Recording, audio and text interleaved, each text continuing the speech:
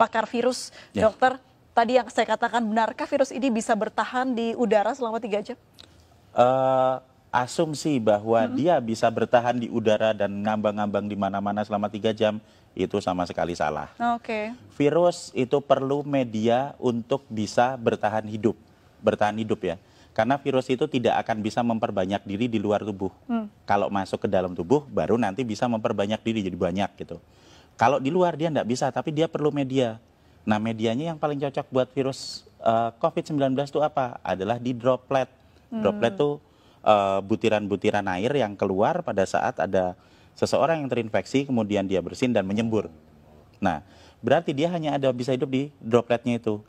Dan droplet itu akan menyebar dalam jarak ya sebatas radius itu aja 1-1,5 meter. Kalau dia ada di 2 meter, ya dia tidak. Itu sebabnya konsep awal kenapa kita harus memberi jarak. Kenapa? Kontak dekat ya. Iya, supaya kalau misalnya ada yang sakit terus kemudian bersin, tidak nular ke orang yang di dekatnya, kan gitu.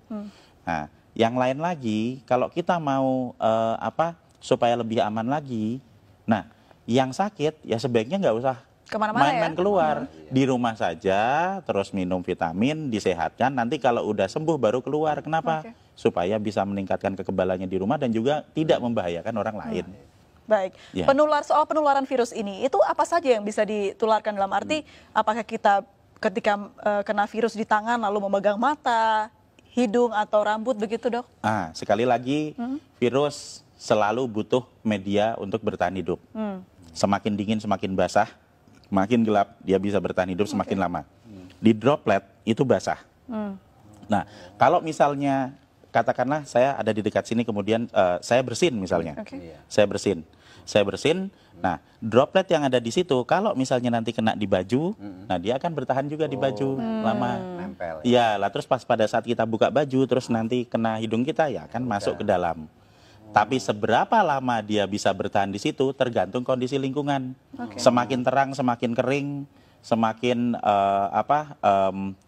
panas, dia juga nggak akan bisa bertahan hidup lama. Jadi sebenarnya virus ini punya kelemahan banyak sekali.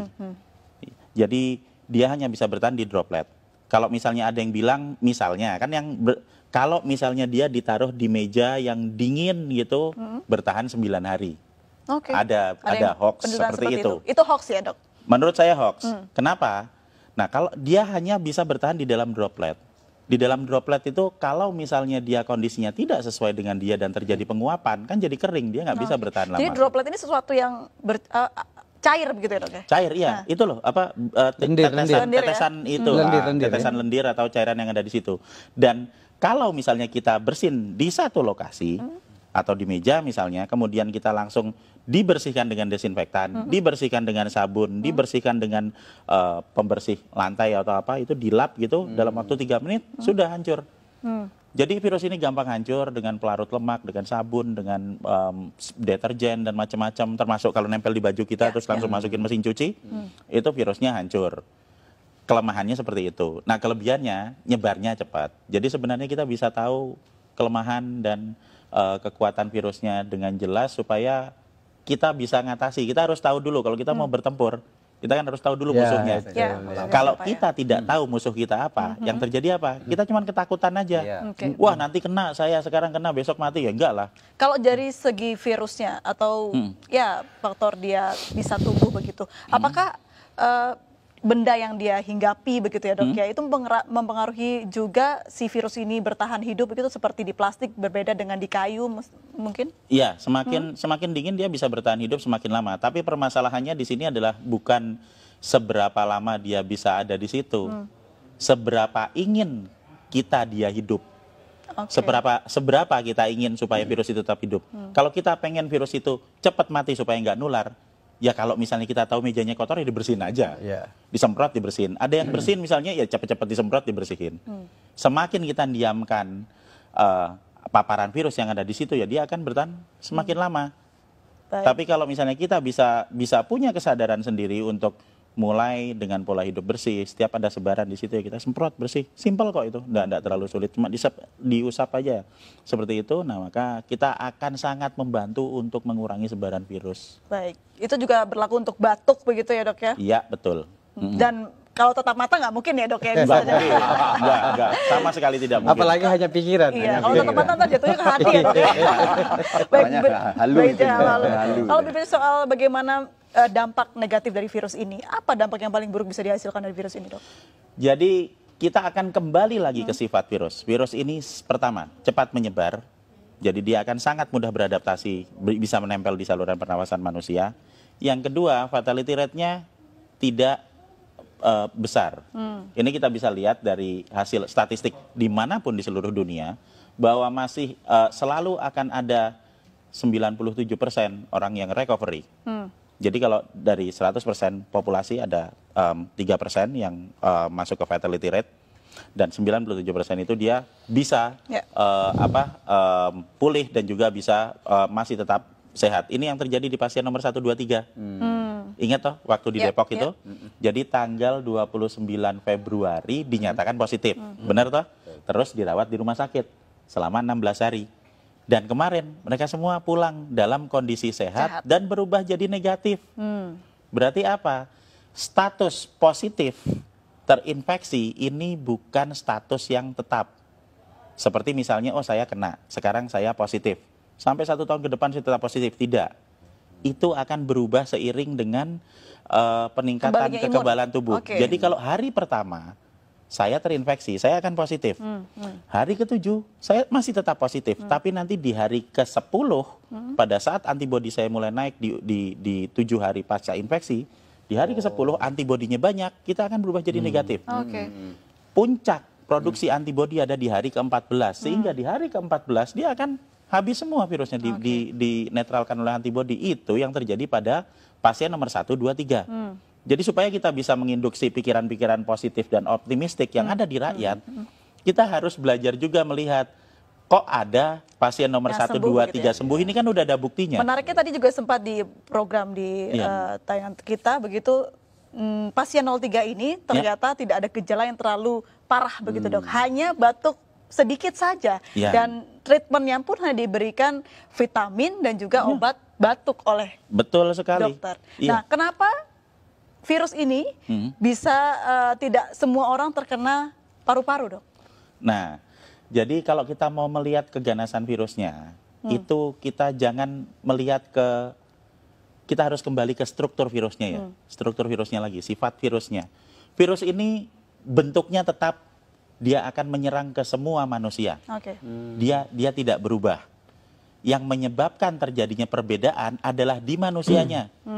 Ada manusia yang sehat, yang memiliki saluran pernafasan yang sehat, sehingga pada saat terinfeksi, yang akan keluar adalah batuk, ya kan?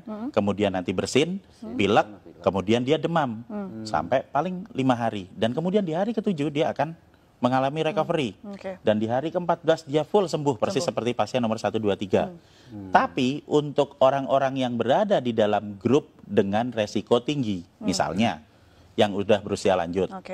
Kalau orang usianya lanjut, kemudian dia nanti akan memiliki pengurangan dalam hal produksi antibodi karena usianya udah lanjut. Ini usia berapa tahun ke atas, dok? 60 tahun? Di statistik itu dia ada di usia antara 70-80.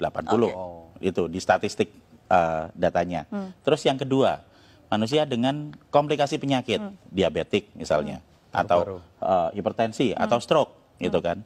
Dan yang ketiga adalah manusia yang memiliki riwayat gangguan pernapasan, misalnya TBC, misalnya bronkopneumonia, bisa jadi juga asma. Maksudnya adalah saluran pernapasannya sudah mengalami kerusakan sebelum ditempeli virus, sehingga pada saat ketempelan COVID-19 akan lebih parah. Itu yang menyebabkan terjadinya ada angka fatality rate 3%.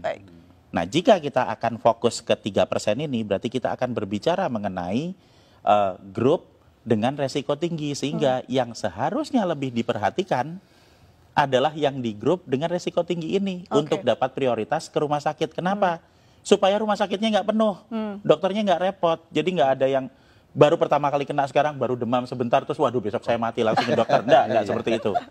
Kita mendahulukan grup dengan resiko tinggi, sehingga tidak semuanya harus masuk rumah sakit. Nah, kita harus memberikan edukasi gimana caranya supaya kita bisa melawan virusnya yang ada di luar tubuh, meningkatkan antibodi yang ada di dalam tubuh secara mandiri, supaya kita semua nanti bisa ngatasi virusnya. Pertanyaannya, ketika seorang yang pasien positif sudah sembuh begitu, Ya. akankah dia bisa positif kembali? Ya, Bisa. bisa. Jadi kita berbicara mengenai masalah sebaran virus. Oke. Jadi satu hal yang harus kita pahami dulu, ini imunologi basic adalah bahwa kalau saya pernah kena virus, misalnya saya pernah kena virus COVID-19, nah tubuh saya akan punya data tentang virus ini. Sehingga pada saat nanti saya kena lagi, saya akan kebal. Pertama kali kena, antibodi saya akan keluar dalam waktu 7 hari. Untuk yang infeksi pertama. Tapi nanti begitu infeksi kedua saya kena lagi, itu nggak usah nunggu 7 hari karena sudah ada datanya di sel memori. Saya akan mengeluarkan dalam waktu 24 jam, sehari langsung kebal. Ini prinsip dasar kenapa kita semua harus divaksin. Oke. Jadi kita kasih virusnya dulu, dikenalin, supaya nanti kalau ada lagi, antibodi kita bisa keluar lebih cepat dan lebih banyak. Nah, jadi kalau misalnya saya sudah pernah kena, kemudian saya sembuh dalam waktu 14 hari, saya keluar ke kerumunan. Dan di kerumunan ini ada orang yang sakit, kemudian saya kena lagi. Apakah saya bisa kena? Jawabannya ya, pasti ya. Kalau diambil sampel, apakah itu akan jadi positif? Ya, benar jadi positif. Tapi apakah infeksi kedua itu akan membuat saya sakit? Tidak. Karena saya sudah punya antibodi. Dan kalau yang pertama tadi, mungkin kita ingat hari pertama positif. Nanti hari ke-7 masih positif. Hari ke-10 bisa jadi negatif. Yang pertama, infeksi pertama. Kalau sudah saya kena lagi, hari pertama positif, nanti hari ketiga bisa positif, hari keempat sudah negatif. Karena antibodinya sudah keluar. Jadi orang yang kena corona ini sudah positif berarti punya antibodi yang besar ya dok ya ketika sudah sembuh tapi. Betul. Dan dengan memberikan vitamin E dan vitamin C, kita bisa memproduksi antibodi 2-3 kali lipat lebih banyak daripada normal. Ini kan berarti kuncinya adalah imunitas. Lalu seperti apa kita menjaga imunitas? Vitamin yang banyak, tidur yang cukup, apalagi dok? Jadi produksi antibodi yang normal itu akan bisa dicapai jika kita dalam kondisi yang fit. Berarti apa? Berarti kita ya makan yang benar, kemudian kita istirahat yang cukup. Karena semakin banyak kita bergadang, semakin banyak kita stres dan panik bahwa kita besok mati. Nah, itu ya. Itu akan sangat menurunkan produksi antibodi. Berarti gitu. panik benar menurunkan antibodi dok? Iya, Oke. lah kan kita jadi panik terus, kemudian kita jadi nggak tidur, Stres kemudian jadinya. kita mau minum nggak enak, makan nggak enak, iya kan? Takut Akhirnya mati. iya kita kurang energi, akhirnya ya nggak ada produksi antibodi. Jadi sebenarnya dengan pola hidup yang sehat itu akan mampu membuat kita memproduksi antibodi secara normal. Dan pada saat ada dalam kondisi wabah, jika kita mengkonsumsi vitamin E dan vitamin C, kita akan memproduksi antibodi bisa 2-3 kali lipat dari produksi normal. Dan ini akan sangat-sangat membantu pada saat ada kondisi wabah virus. Dan yang paling utama lagi adalah, sekali lagi, panik dan stres itu tidak akan meningkatkan antibodi kita, atau menyebabkan virus yang ada di luar menjadi berkurang. Meningkatkan antibodi dengan berpikir positif, dengan memiliki ilmu pengetahuan yang cukup bahwa sebenarnya virus ini bisa kita hadapi, kemudian konsumsi vitamin dan pola hidup bersih. Membunuh virus di luar tubuh dengan pola hidup bersih, meningkatkan antibodi di dalam tubuh untuk mengatasi virusnya. Dan tanpa panik, tanpa stres. Tanpa panik, tanpa Karena panik nggak akan membawa perubahan apapun. Vitamin E-nya dari alam itu, Prof. Mungkin Apa iya. saja, ya. Jadi kalau misalnya vitamin E atau vitamin C akan ada banyak di apotek. Mereknya apa? Ya terserah beli aja di sana ada banyak. Kalau misalnya tidak ada, kita bisa menemui banyak vitamin E itu ada di kecambah atau tauge itu, brokoli. Kemudian ada di daun kelor, itu vitamin E-nya cukup banyak. Sementara vitamin C ya biasa ada di jeruk, ada di tomat, bahkan cabai itu vitamin C-nya cukup tinggi. Jadi jika kita bisa membeli yang dari apotek yang sudah diekstrak itu ya alhamdulillah. Kalau tidak bisa, apa yang ada di alam bisa kita pakai untuk meningkatkan kekebalan kita. Semua orang, semua penduduk bisa meningkatkan produksi antibodi dan semua orang berhak untuk hidup sehat.